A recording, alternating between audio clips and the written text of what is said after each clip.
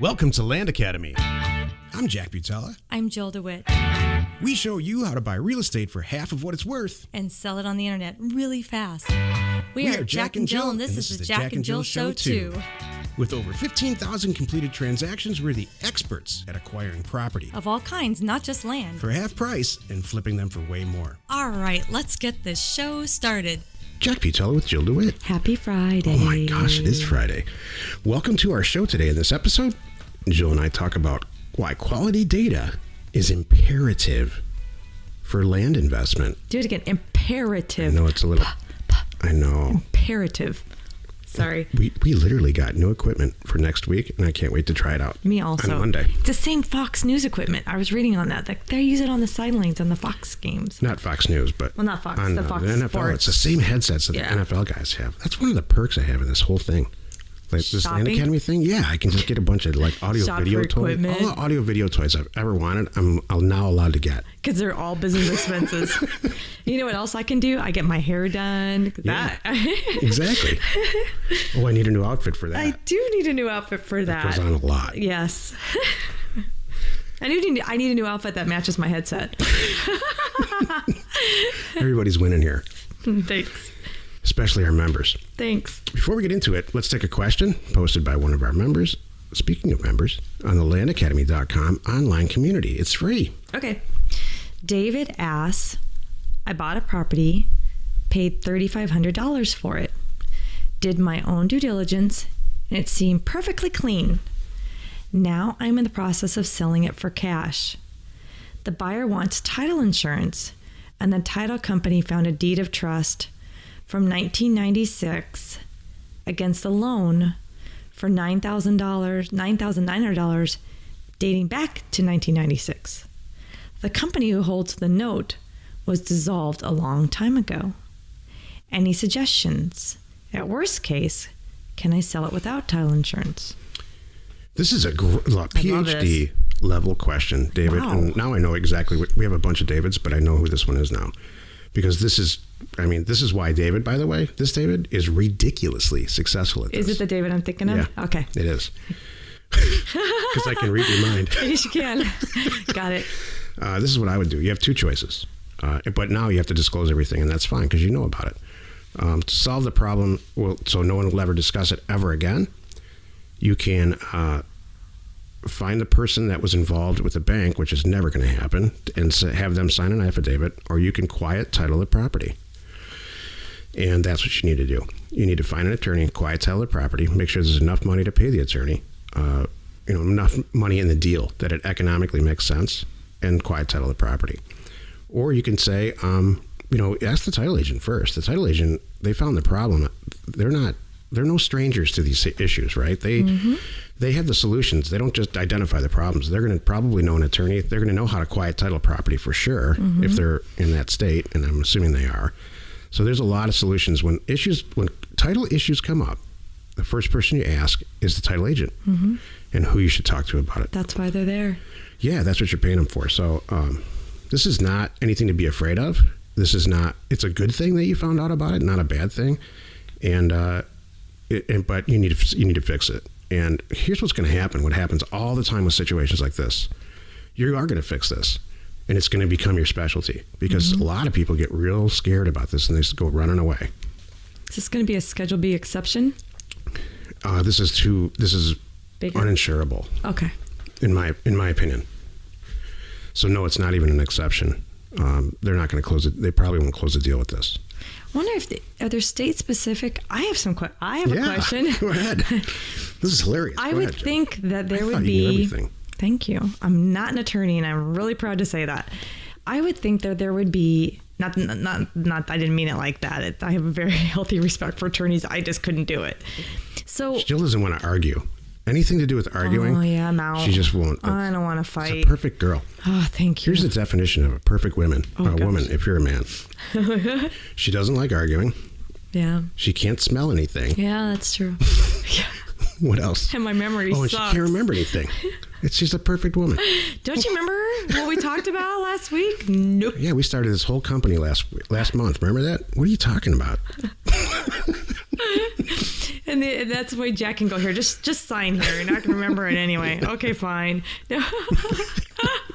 It's so funny. You know what's sad about that? Every single thing we just said is true. Oh, I know. It is true. Like exact words. Exactly. Did you know the day is the anniversary of what? Yeah, no. Do you remember that I bought you 24 roses yesterday? I do remember that. Okay, that's what I thought. I do. Thank you very much. What's the brand of the last pair of shoes you purchased? I honestly don't know. Lipstick. Christian Dior. No.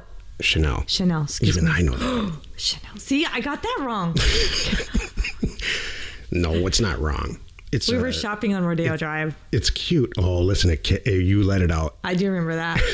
We were on Rodeo Drive. What happened is I demanded that we go into Chanel and buy some lipstick because I don't think you've ever had any before. Not that. And then we bought some nail polish and stuff. So. Oh, that's right. Oh, yeah. It's very vibrant. I mean, is it all that? It is. Is it worth it? Is the price difference really worth it? You get what you pay for, yes. And stuff like that? Oh, gosh, yes. So, yes.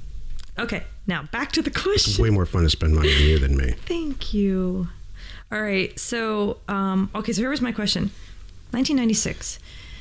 I would think the attorney can help solve this. An attorney can help solve this problem, is my thinking. That there's probably got to be a statute of limitations, if that's the right term, for after 25 years, this company's long gone, nobody can come back and say anything.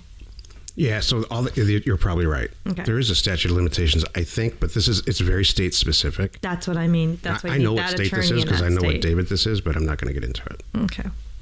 Did we answer the question?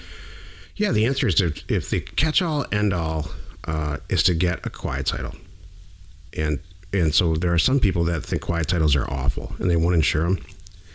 But the whole industry is coming around in a positive way about that. I personally think quiet titling a property, which means you put it in the paper, you file all kinds of notices. It's a statutory instruction manual on how to make sure that you own the property. Mm-hmm. It's easy and cheap, but it's very, very not time consuming. It's time specific. If you miss the deadlines by even one day, you're not going to. Oh, you won't get it. That's true. I forgot about that. That's what we talked about. Oh, shoot. Okay, wait. Jill with the memory. Yeah. Thanks a lot. Oh, please. Hold on. I remember this from real estate classes. Just a minute here, like a mechanics lien. Mm-hmm. You have X amount of time to file it and X amount of time to do all this. There's 18 steps and paperwork and things you've got to do and record and whatever with the county. And if you don't do that right, you snooze, you lose. So there's probably something, and again, back to that attorney, he's going to help and know that whatever they had back in 1996, they had until the year 2000 to act on it, or it doesn't count. That's what this is. Mm-hmm. Without David actually saying this phrase, what this is an unsatisfied lien against the property. Right. And to solve that, you quiet title it to make sure that the interested party, which is the lender, doesn't care about it anymore. You're talking, when you say quiet title, it makes me think from David to the new person. No, they need to quiet title it to David. Is that what you're saying? No, it's not. It's not to anybody. Oh. When you quiet title a property, and it's called different stuff around the country, what you're doing is you're saying, "Hey, world, I'm going to buy this property, and it looks like you might have an interest in it. If you have an interest in it, you must step forward and say, speak now or forever hold your peace kind of thing. Otherwise, we're forever closing this, and that's it." So you're not titling it to somebody. You're saying now the property doesn't have any liens. Okay. Whoever owns it or doesn't own it. Okay. It's really archaic and silly because literally you have to post it in a newspaper. In paper and yeah. Because I read a lot of newspapers. Sure you do. No one reads a newspaper. No one. So it's just a whole silly. It's the law. You have to jump through a bunch of hoops to get the thing done. So that's all. The newspaper nowadays consists of obituaries and legal notices. What ends up happening with this is that, and I know in Arizona because I've done it several times, there are papers that this is all there is. There's a picture of the treasurer or something on the cover, and then it's just listings in the back of quiet title actions or legal notices. There's all kinds of stuff, not just quiet titles that have to go through this. Got it. But every person I've ever known who goes through this process one time, and they do it themselves, they don't hire it out, when it's over, they look around and say, this is the greatest way to make a tremendous amount of real estate, to make a ton of money in real estate, because everybody shies away from it. It's so easy. Mm-hmm. So then you can seek those out. You start seeking those acquisitions out because people don't know what to do. If you have a question or you'd like to hear me rant again, or you'd like to discuss why Jill can't remember stuff except a nail polish type thing, thanks. Reach out to either one of us on landacademy.com. Today's topic, this is the meat of the show, by the way. Quality data is imperative for land investment. What the heck are they talking about now? Mm-hmm. What esoteric, weird concept is this? Why can't I just look up a property that I want to buy in the MLS, or call my sister, who's a real estate agent? She knows everything. Mm-hmm. And buy a property that way. Exactly. Why, Jill? Why can't they? Yeah. Why is it a bad idea? Oh, wait. Rephrase the question, please. Why can't I just go into the MLS or call a real estate agent and buy some property? Why do I have to have quality data? Why is it imperative? You know what? You can absolutely do it that way. Do you want to spend retail prices, or you want to spend wholesale prices, or do you want to buy it really good and you be the wholesaler? That's my question. That's my answer. So you can absolutely buy it off the MLS, and I'd like to sell you a few things off the MLS. Here's the thing. Let's say you have now realized that buying property in the MLS or a real estate agent is a little bit silly. And you believe now, because you've listened to this show more than 13 seconds, that manipulating data and sending out low price offers for property, that's you believe it, mm-hmm. like we do. You have two choices. You can go get data from the county that looks like a tragic mess. You can buy a list of owners of all the properties in that county from China. You can buy an 8-year-old list. Or you can use RealQuest Pro like a grown-up and someone who's serious about investment, and get quality data. Exactly. Because here's the thing. Data costs 5-8 cents a record. Hold, please. Can I back up on that? I was on pause right there. Ours is 8 cents a record. Well, some people are spending 30 to 80 cents a record. Well, that's because we negotiated a great deal. I know. So I just want to let the world know that. I will in a second. Okay, sorry.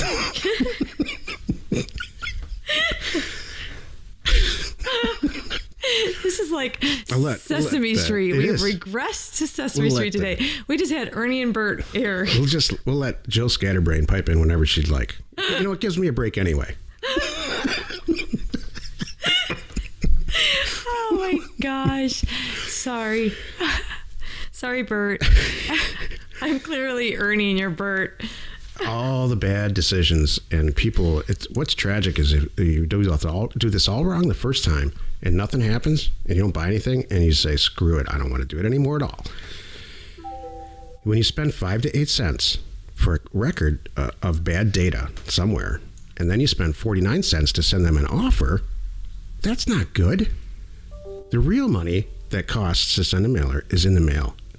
It's not in the data. So you want to make sure that you get the best data possible and not joke around about that, because you're spending some real money at 50 cents or 49 cents with us. I see what you're saying, yeah. In mail, to mail.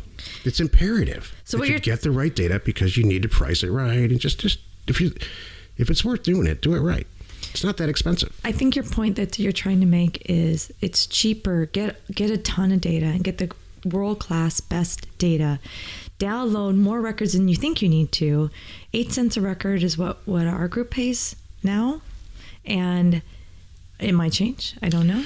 But my point is, go do that and then scrub it and get it perfect for the mailer point, because that's where the real money is. Even we're lucky that our group, and we only pay 49 cents. People are spending 80 cents a buck getting every single, per record. Yeah. Well, no, not only that, per mailer. Right. Well, it costs 75 cents to get it to the owner's hand instead of our 50 cents. All inclusive. Some people pay more than that. That's my point. I've heard people paying 90 cents and a buck. Yeah, me too. And they thought that was good. And I'm like, wow, that's a lot of money. Here's the other thing. If the data's not any good, if it's old, 2 years, people buy and sell properties. Mm-hmm. What if you're sending them an offer to a former owner because the data's so old? Mm-hmm. They bought and sold the property 2 or 3 years ago. That's a waste of money and time. It all starts with data. This whole thing, I don't care what you're buying, office buildings, apartments, land, houses, you have to get the right data. And the only way to do that is to get it directly from the assessor in a format that's manageable. When you buy it from the county, it's not manageable. It's a mess. I did a whole show on that on YouTube. Well, I had a point I wrote down, which is, number one, what are you using for your data if you're not getting it directly from the county in a real good way? And number two is, are you surprised by the results? Because you shouldn't be. If you're not getting the results, then there's a reason. Think about it this way, and I'll kind of leave it at this, because I don't want this to turn into a rant, because it's Friday and it's more fun to make fun of Jill. Oh, thanks a lot. Let's say you do it the absolute right way, right? You use RealQuest and you use it through our licensed provider scenario, which is half of what you would get it for if you walk through the door there. And you use the mailing company that we use, which is the cheapest in the industry. So let's say you do those two things, and the whole result of that is you do one more deal. So it costs $300 more per mailer, ballpark, than it would if you bought the China list. And then, bought the China list, and for some reason that we can't understand, found a cheaper bulk mail printer, which is impossible. But you save $300 just on the data. Let's just leave it at that. But you spent $300 more to get the perfect data, and you bought one more property per mailer and made $5,000 more. Why? Why would you ever do that? I know. It cracks me up. It's funny. People try to skimp on that, and I'm like, this is the number one thing. We do all these shows based on questions and based on comments we get from people. And they think that there's a trophy out there that you get for saving $100 on a mailer. Oh. And I'll tell you, it's a false trophy if you get one. Go ahead. My other thing is, I've seen not only that, they think they get a trophy because they're hand delivering the letters they hand wrote and put stamps on them in a big box to the post office. I'm like, what the heck was that? Isn't that funny? I'm like, did you not have anything better to do all weekend than do those letters? How long did that take? My goodness, exactly. It's never going to be a career. I could do the same thing you just did in 1 hour.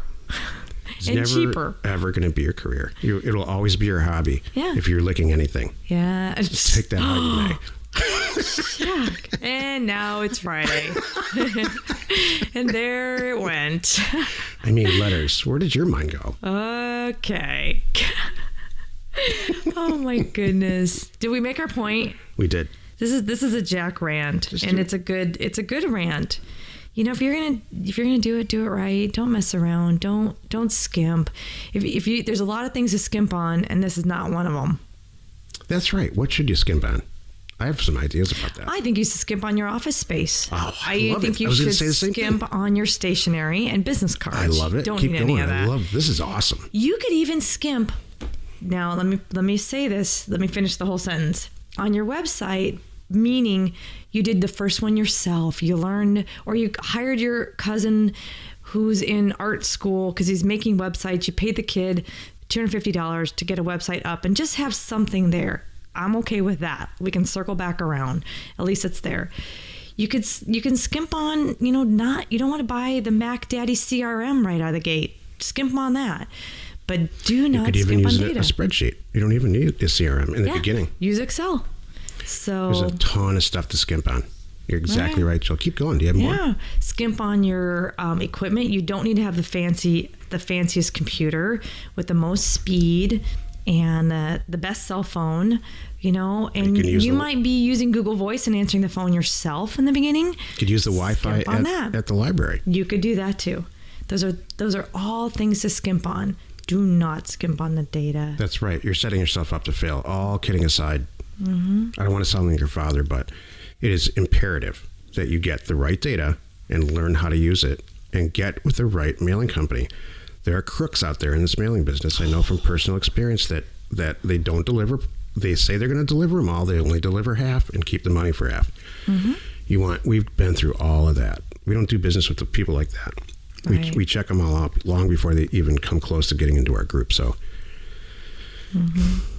make sure your data is the right source. I mean, that's the bottom line is none of ours goes through anyone. It's direct. So you don't want to mess with that. You don't even want to partner up with somebody and say, yeah, they're going to forward me this. I wouldn't trust it. And I want to manipulate it myself, by the way. I want to have access to all that. Join us in another episode where Jack and Jill discuss how to use information that's me And inspiration that's me. to get just about anything you want. We use it every day to buy property for half of what it's worth and sell it immediately. You are not alone in your ambition to have a blast this weekend. Nice. Have a nice weekend, Jill. Thank you. You also. And you too, listener. We are Jack and Jill, and this was the Cash Flow from Land Show. We are the experts at acquiring property Of all kinds, not just land. for half price just so we can flip it for way more. And really fast. Thanks for listening. You are not alone in your real estate ambition.